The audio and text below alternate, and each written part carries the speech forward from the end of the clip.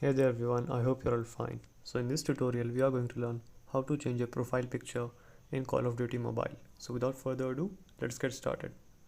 So first of all, what you need to do is you need to click on this settings option here, and as you can see I have already linked my Facebook account here. So I cannot show you again how to link it. You have to just click on the Facebook option and just sign in with your account, and your account will be sign in. So you will be logged in with your Facebook account, and in order to change your profile picture you have to set your profile picture, the one that you want on Facebook. The one that you want on Call of Duty should be the same as your Facebook profile picture.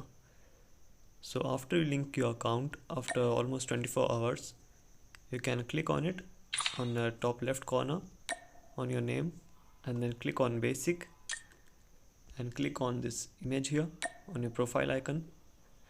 And as you can see, there is no direct option to change your profile picture. So here's the trick. You need to just click on restore default. After linking your Facebook account, click on restore default, and as you can see, this is my Facebook profile picture here. So it has appeared here. So that's how you can change the profile picture. That's it for today guys. Hope you found the video helpful. See you soon. Have a good day.